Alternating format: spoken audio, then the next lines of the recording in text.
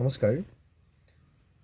এই ভিডিঅ'টোৰ জৰিয়তে মই সেইসকল গাড়ীৰ মালিক, দুচকীয়া হওক, তিনিচকীয়া, চাৰিচকীয়া, যিমান চকীয়াই হওক বাৰু, সেইসকল গাড়ীৰ মালিকক মই এটি প্ৰশ্ন কৰিব খুজিছোঁ, যিবিলাক গাড়ীৰ কোনো ধৰণৰ বৈধ ইঞ্চুৰেঞ্চ নাই।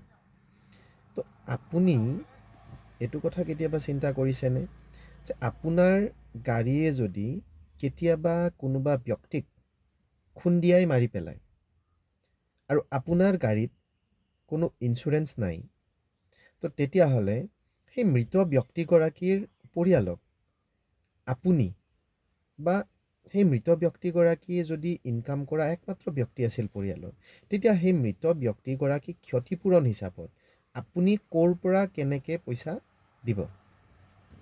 কাৰণ বহুতে নাভাবে যে মোৰ গাড়ীখনত ইঞ্চুৰেঞ্চ নাই, মোৰ গাড়ীয়ে কোনোবা এজন ব্যক্তিক খুন্দিয়াই মাৰি পেলালে তেতিয়া সেই ব্যক্তিগৰাকীৰ পৰিয়ালক ক্ষতিপূৰণ হিচাপে মোৰ গাড়ীৰ যি ইঞ্চুৰেঞ্চ আছিলে সেই ইঞ্চুৰেঞ্চ কোম্পানীয়ে তেওঁলোকক ক্ষতিপূৰণ দিব।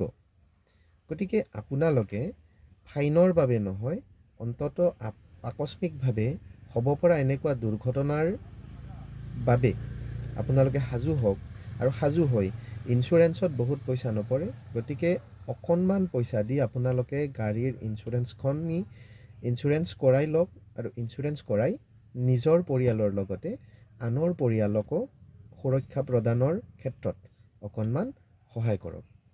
ধন্যবাদ।